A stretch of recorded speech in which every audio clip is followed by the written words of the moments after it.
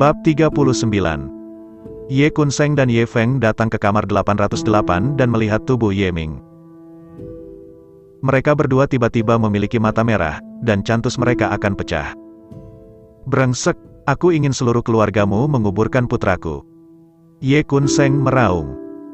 Hao Kun Qin menarik telinganya dan berkata dengan santai, "Tentu saja, itu ayah dan anak." Bahkan kata-kata yang mengancamnya persis sama.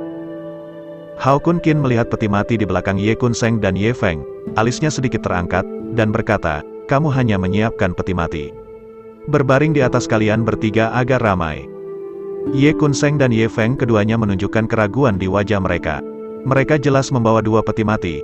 Mengapa Hao Kun Qin mengatakan hanya satu peti mati yang disiapkan? Apa ada masalah dengan matanya? Tidak mengerti, kalian bertiga dalam keluarga Ye hanya bisa berbaring di peti mati itu. Jika kamu ingin berbaring di peti mati lain, kamu tidak layak. Kata Hao Kun Qin ringan, matanya penuh penghinaan. "Aku akan menghancurkan mayatmu menjadi ribuan keping, membuat tulangmu patah dan membuatmu menjadi abu." Ye Kun gemetar marah, meraung lagi dan lagi. Dia adalah salah satu dari 5 keluarga besar di Jiangcheng, kepala keluarga Ye. Ini hanya layak berbaring di peti mati paling sampah. Ini penghinaan terbesar baginya. Atas perintah Ye Kunseng, puluhan preman bersenjatakan tongkat besi, kapak, dan parang bergegas maju. Ruangan itu tiba-tiba penuh dengan orang. Meskipun tidak ada master top di antara orang-orang yang saya bawa, tapi di ruangan sekecil itu, puluhan preman dengan senjata tajam sudah cukup untuk meretas sampai mati yang terkuat dari puncak kekuatan eksternal. Kata Ye Kunseng sambil mencibir. Menurutnya, Hao Kun Qin pasti akan mati. Sayangnya, fantasi itu indah, tetapi kenyataan itu kejam. Hanya dalam 10 detik, puluhan preman dengan senjata tajam semuanya tergeletak di tanah. Tidak ada yang bisa melawan lagi.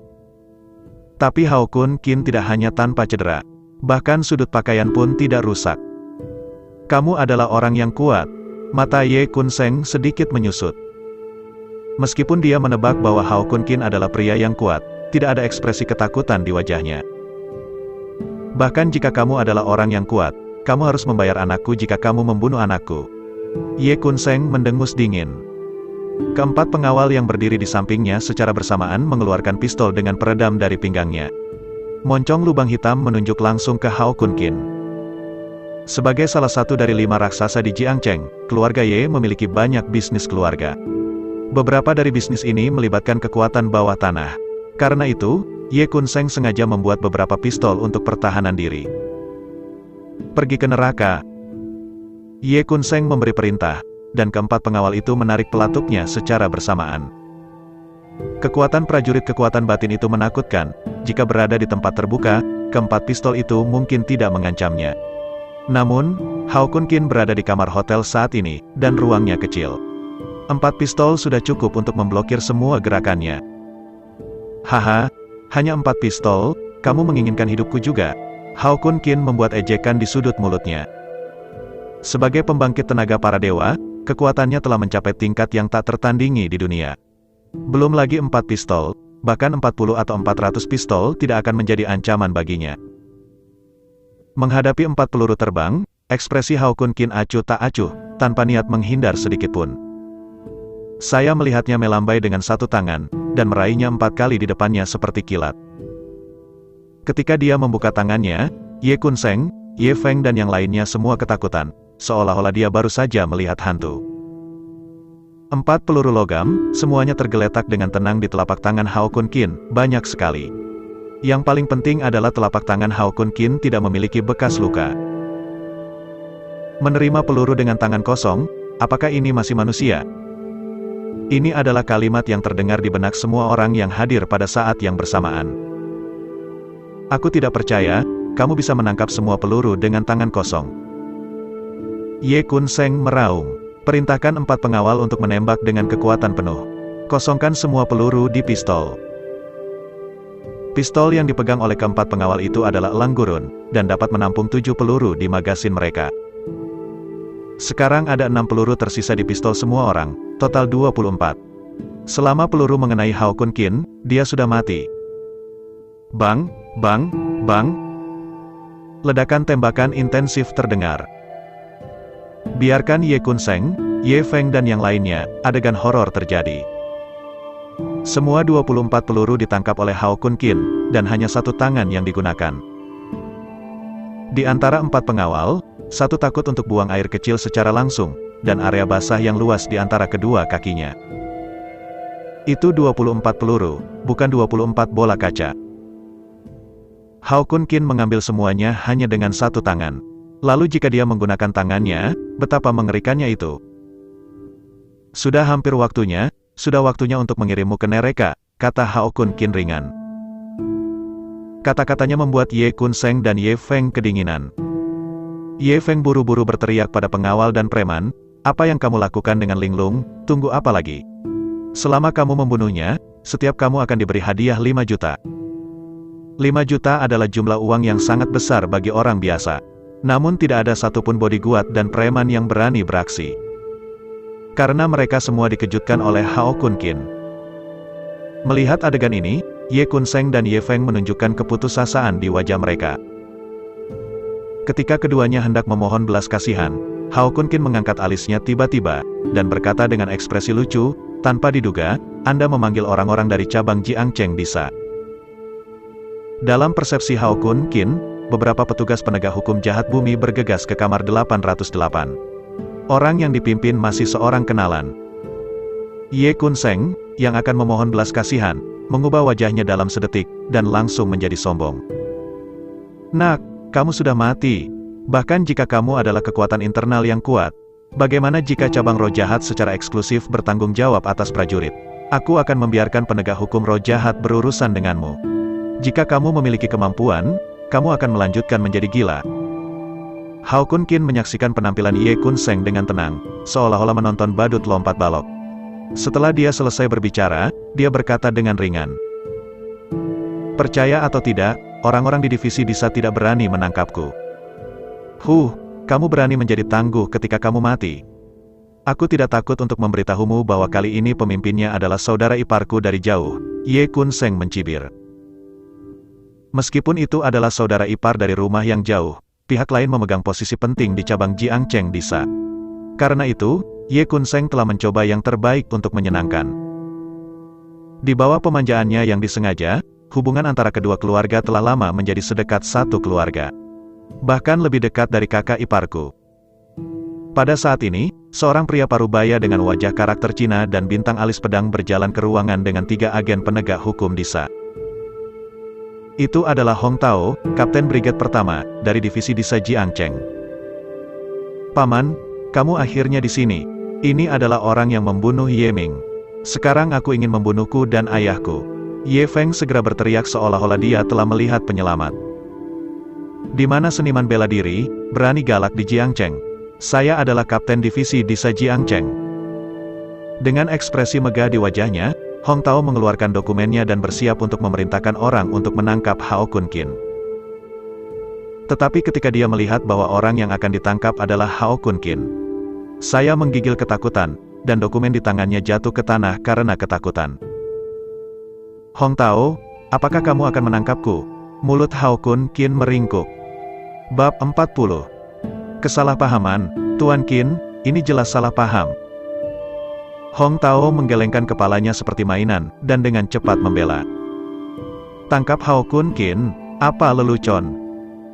Meskipun dia tidak tahu identitas asli Hao Kun Qin, tetapi dia tahu bahwa Hao Kun Qin membuat Wakil Menteri Zhu dari cabang Disa Jiangcheng mundur dengan panggilan telepon.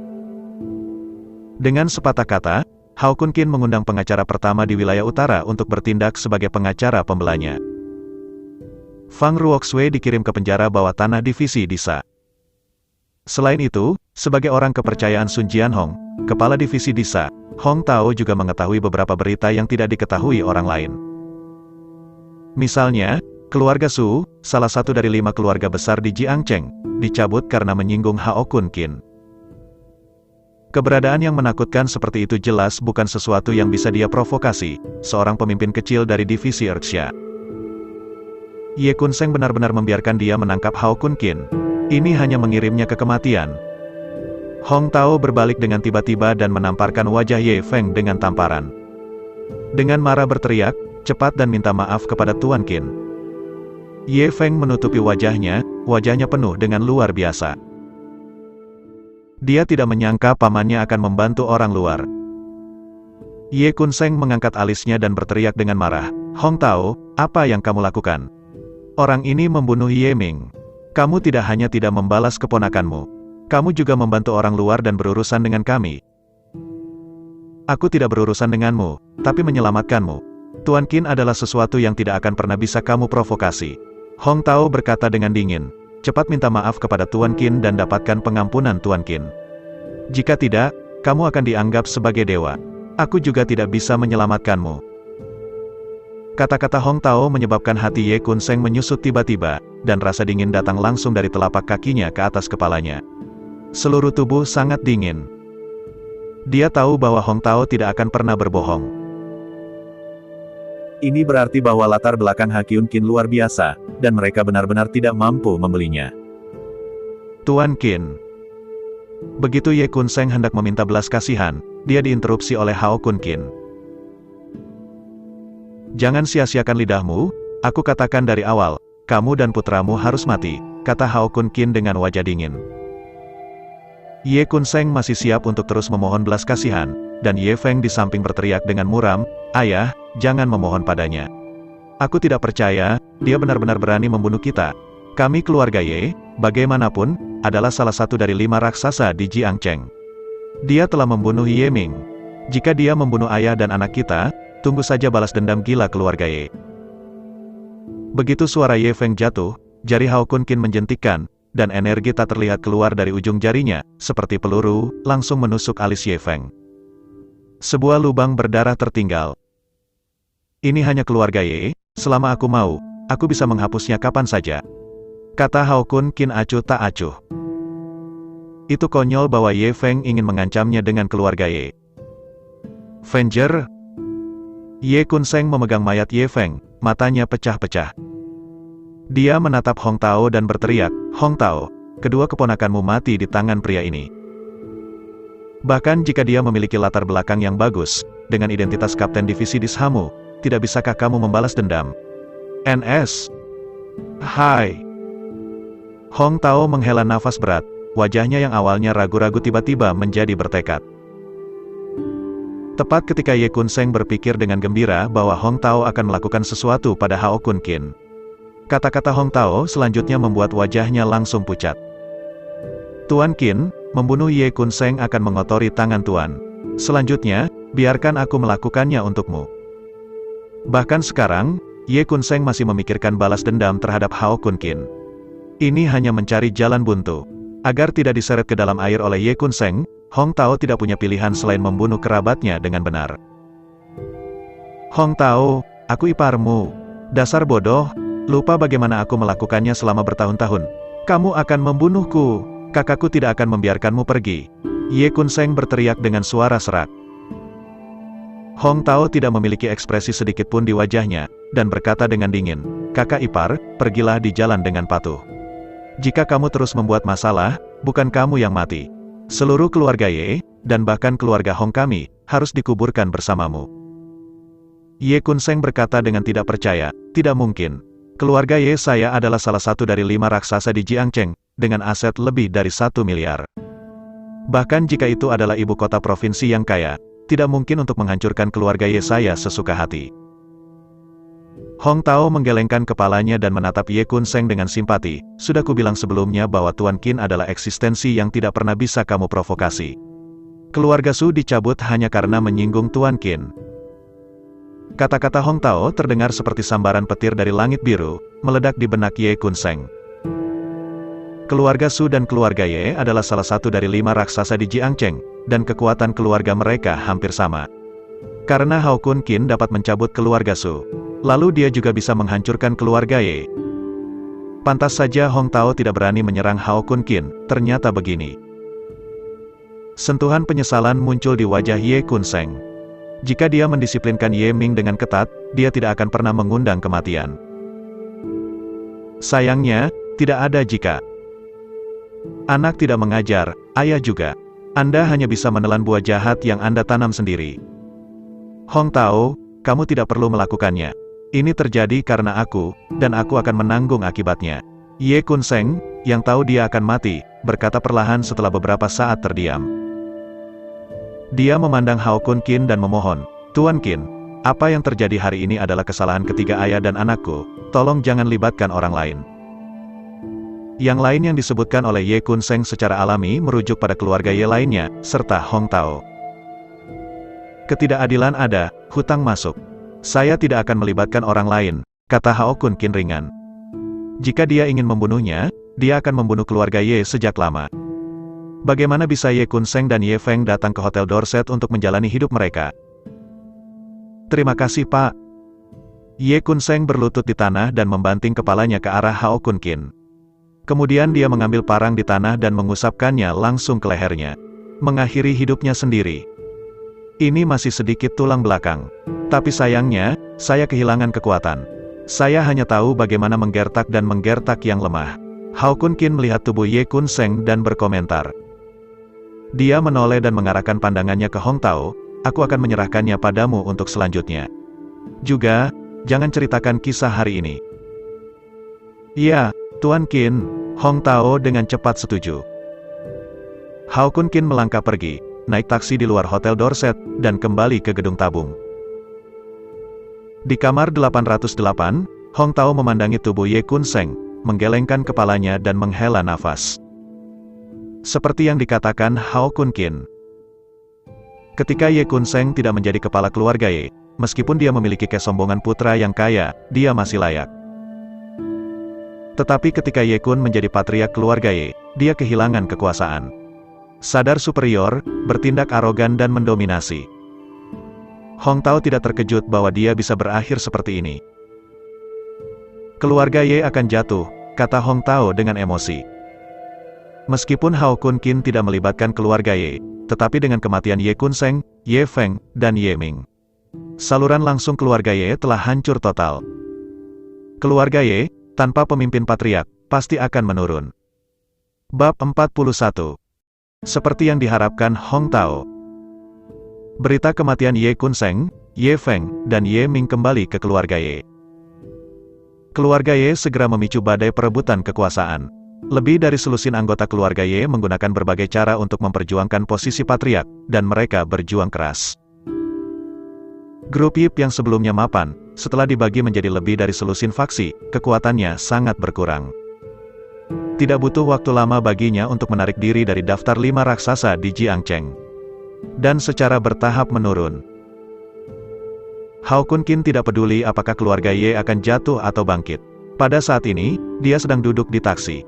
Saya sedang berpikir tentang apa yang harus dilakukan untuk ayah saya untuk makan malam. Setelah beberapa saat, Hao Kun Qin, yang sedang memikirkan apa yang harus dilakukan untuk makan malam, tiba-tiba berbalik untuk melihat sopir taksi. Apakah Anda ingin menunggu ekstasi bekerja? Kata Hao Kun Qin bercanda. Ketika pengemudi mendengar kata-kata itu, pupil matanya tiba-tiba menyusut.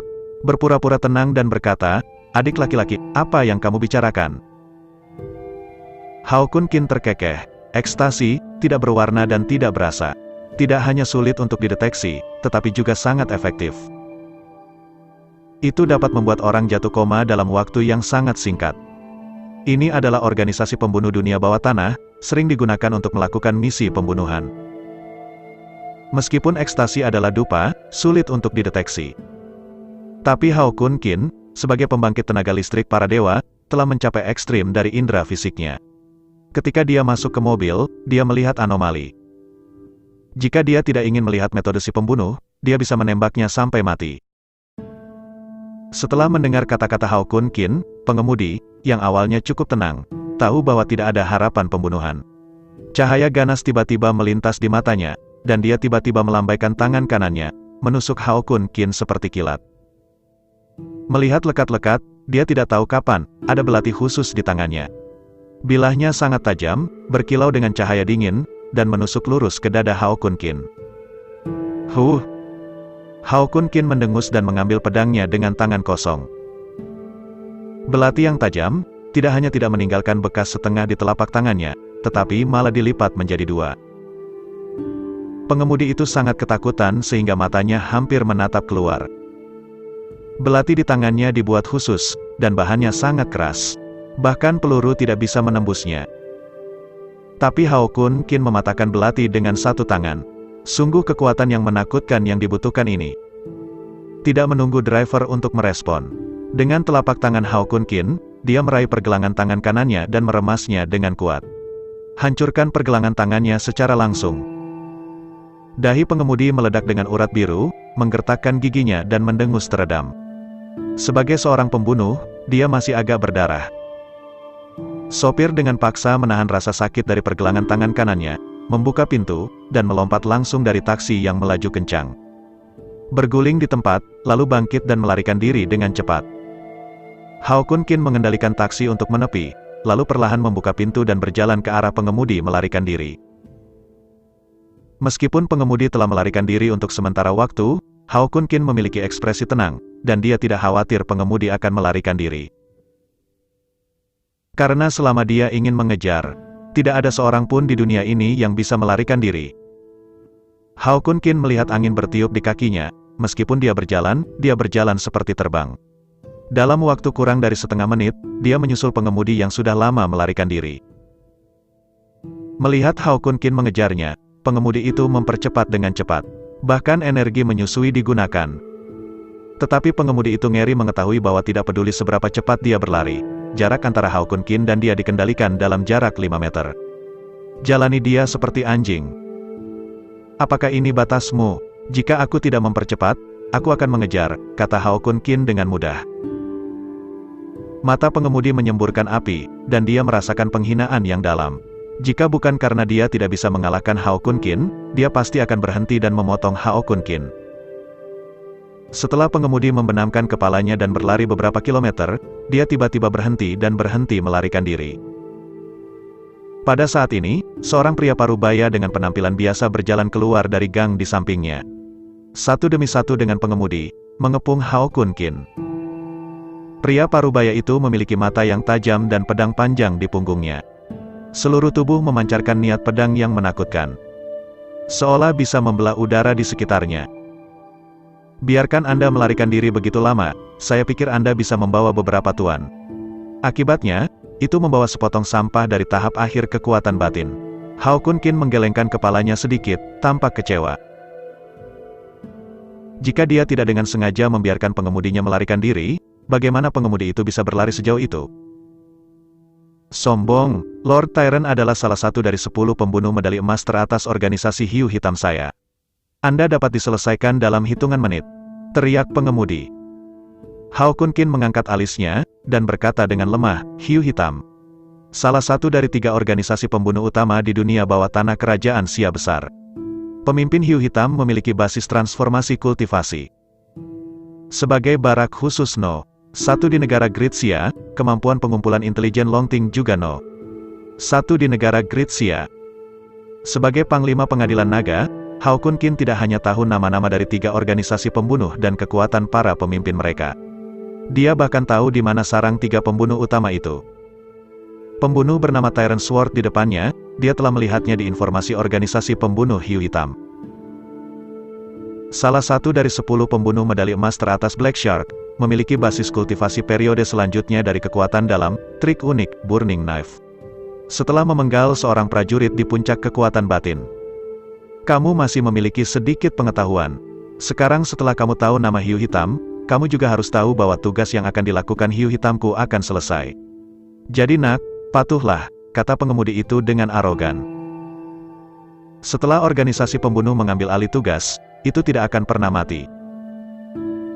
Sebagai salah satu dari 3 organisasi pembunuh utama di Great Xia Country, Black Shark bahkan lebih dari itu. Hao Kun Qin menarik telinganya dan berkata dengan santai, saya tahu aturan organisasi pembunuh. Tetapi hiu hitam mengambil tugas saya, dan saya hanya bisa menyalahkan Anda atas nasib buruk. Beritahu dengan patuh siapa majikannya, dan kemudian patahkan lengannya. Aku akan membiarkan hiu hitam itu pergi. Jika tidak, hiu hitam itu akan terhapus dari dunia bawah tanah hari ini. Ketika pengemudi dan Badao mendengar kata-kata Hao Kun Qin, mereka tidak bisa menahan diri untuk tidak mengangkat kepala dan tertawa. Seolah-olah saya mendengar lelucon paling lucu di dunia. Kamu bilang kamu ingin membunuh hiu hitam. Apakah kamu pikir kamu adalah penguasa alam? Tyrant mencibir. Hao Kun Qin menggelengkan kepalanya, dan berkata dengan tenang, saya adalah keberadaan yang lebih menakutkan daripada penguasa transformasi. Kebenaran Hao Kun Qin sombong di telinga Badao. Dia tidak tertarik untuk berbicara omong kosong dengan Hao Kun Qin lagi. Saya melihat Badao menarik pisau panjang dari belakang dan menebas ke arah Hao Kun Qin dengan seluruh kekuatannya. Ingin menyelesaikan Hao Kun Qin dengan satu pukulan. Biarkan aku mengambil tindakan, maka ini bukan masalah menghapus kedua lengan. Hao Kun Qin menghela nafas. Melihat pisau panjang yang diretas pedang Tyrant, mata Hao Kun Qin acuh tak acuh, dan dia perlahan mengulurkan tangan kanannya, dan meraih pedang itu dengan sangat santai. Kemudian dalam tatapan ngeri Badao, dia mengangkat kakinya dan menendang dadanya dan langsung menendangnya. Pisau tiran yang terbang beberapa meter jauhnya, membuka mulutnya dan menyemburkan seteguk besar darah. Melihat dari dekat, dadanya cekung dan setidaknya 7 atau 8 tulang rusuk patah. Apakah kamu seorang seniman bela diri dari Refining Body Stream? Badao berkata dengan kaget. Bab 42. Seniman bela diri Refining Body Stream sekeras besi, dan kekuatannya jauh melebihi seniman bela diri dari alam yang sama. Hao Kun Qin mampu menangkap pedang panjangnya dengan tangan kosong, jadi Badao akan memperlakukannya sebagai seniman bela diri di aliran pemurnian tubuh. Hao Kun Qin terkeker ringan tanpa menjelaskan. Dia melemparkan pisau panjang di tangannya kembali ke pisau tiran. Gunakan trikmu. Beritahu kamu kesenjangan antara kamu dan aku, kata Hao Kun Qin acuh tak acuh. Tiran itu menangkap pedang panjang itu, dan sentuhan kemarahan melonjak di matanya. Kata-kata Hao Kun Qin membuatnya merasakan penghinaan yang mendalam. Sebagai salah satu dari 10 pembunuh medali emas dari Hiu Hitam, dia juga dianggap sebagai tokoh terkenal di dunia bawah tanah kerajaan Xia besar. Kapan Anda begitu dibenci? Aku ingin menghancurkan tubuhmu menjadi berkeping-keping. Badao meraung, penuh amarah, dan bergegas menuju Hao Kun Qin. Pisau api. Ketika Hao Kun Qin masih berjarak 2 meter, Badao membanting kaki kanannya ke tanah dan melompat ke udara. Dia mengepalkan gagang pisau dengan kedua tangan, mengangkatnya di atas kepalanya, dan menebas ke arah Hao Kun Qin. Kemarahan yang ekstrim tidak hanya menyebabkan pedang Tyrant memotong yang terkuat. Itu bahkan pecah dengan kekuatan 120%. Pisau panjang perak asli, pada saat dipotong, tubuh pisau diwarnai dengan sentuhan merah. Memancarkan perasaan panas yang menyengat. Suhu bilah saat ini mencapai ratusan derajat Celcius. Burning Knife adalah keterampilan seni bela diri jarak menengah dengan kekuatan luar biasa. Karena itu, Badao memenggal seorang prajurit dengan puncak kekuatan batin. Melihat pisau panjang merah yang datang dengan paksa, wajah Hao Kun Qin tenang, dan dia perlahan mengulurkan tangan kanannya. Sama seperti aksi tadi, siap menghunus pisau dengan tangan kosong. Sombong. Bahkan jika kamu adalah penghalus tubuh dan seniman bela diri, tubuh fisikmu kuat. Tidak akan pernah mungkin untuk menangkap pisauku. Badao tersenyum muram, seolah-olah dia telah melihat tangan kanan Hao Kun Qin dipotong dan hangus oleh pisau Li Huo. Namun pemandangan yang terjadi selanjutnya membuat matanya terbuka lebar, seperti baru saja melihat hantu. Pisau Li Huo menghancurkan tangan kanan Hao Kun Qin dengan keras, tetapi bila tajam dan suhu tinggi yang panas tidak hanya tidak memotong dan menghanguskan tangan kanannya. Bahkan tidak ada bekas luka yang tersisa. Tidak mungkin, Badao berteriak. Bahkan hiu hitam dengan basis kultivasi dari alam transformasi, tidak mungkin baginya untuk mengambil pisau yang menyala-nyala dengan tangan kosong, tanpa cedera. Kamu ingin menyakitiku karena keterampilan seni bela diri tingkat menengah yang setengah terdengar. Kamu terlalu melebih-lebihkan dirimu sendiri, kata Ha Kun Qin ringan. Belum lagi, Burning Knife, itu hanya seni bela diri kelas menengah biasa. Dan pedang tirani, belum melatihnya ke ranah pencapaian besar. Bahkan jika Burning Knife adalah seni bela diri yang kuat, itu tidak akan menyakitinya. Hao Kun Qin menjabat tangan kanannya dengan tiba-tiba, dan kekuatan yang tak tertandingi meledak dari telapak tangannya. Dengan klik, pisau panjang yang dibuat khusus itu menghancurkan setiap inci di mata Tyrannical Dao yang ketakutan, berubah menjadi pecahan di tanah. Biarkan kamu melihat apa yang disebut pisau api asli. Mata Hao Kun Qin dingin, jari-jari kanannya disatukan, dan dia dengan santai mengusap di depannya. Ledakan. Niat pedang yang menakutkan tiba-tiba meledak dari tubuhnya. Bubarkan awan di langit secara langsung. Dengan jari kanan Hao Kun Qin menebas, kekosongan di depannya memadatkan bila api panas dari udara tipis, menebas ke arah pedang Tyrant yang ngeri. Hao Kun Qin tidak menginginkan kehidupan tiran itu, jadi bila api hanya menyentuh lengan kanannya. Meskipun itu hanya lap, Tyrant berteriak. Saya melihat bahwa tempat di mana lengan kanannya digosok oleh bila api langsung terbakar. Api panas dengan cepat menyebar ke seluruh lengan kanan. Pisau berkobar yang baru saja dipotongnya hanya bersuhu beberapa ratus derajat Celcius. Tapi pisau terbakar yang dipotong Hao Kun Qin dengan santai memiliki suhu ribuan derajat Celcius. Kekuatannya 10 kali lipat. Tidak hanya dia menghanguskan lengan kanannya dalam sekejap, itu juga menyebar ke bagian lain. Jika Anda tidak ingin menghentikannya, itu bisa memakan waktu paling lama beberapa detik. Nyala api bisa membakarnya hidup-hidup. Warna kejam melintas di mata Badao, tangan kirinya seperti pisau, dan dia memotong lengan dan bahu kanannya dengan tegas. Potong seluruh lengan kanan. Meskipun metodenya agak kejam, dia menyelamatkan hidupnya entah bagaimana. Kenapa kamu tahu cara menembakkan pisau? Badao memegang luka yang berdarah dan berkata dengan susah payah. Burning Knife adalah trik unik yang dibuat oleh tuannya, dan hanya dia dan tuannya yang dapat melakukan acara ini. Itu tidak pernah diwariskan. Dia tidak tahu mengapa Hao Kun Qin akan menggunakan pedang yang terbakar. Lebih penting lagi, Hao Kun Qin menampilkan pisau yang berapi-api. Bahkan lebih kuat dari pencipta tuannya. Ini hanya keterampilan seni bela diri kelas menengah biasa, itu akan cukup setelah sekilas, kata Hao Kun Qin dengan santai. Dia tidak berbicara kata-kata besar. Sebagai pembangkit tenaga para dewa, pemahamannya tentang seni bela diri telah mencapai ketinggian yang tak terbayangkan. Hao Kun Qin hanya melirik Badao ketika dia sedang casting Burning Fire Knife, dan langsung menganalisis dalam pikirannya rute pergerakan kekuatan di tubuh Badao, metode casting dan sebagainya.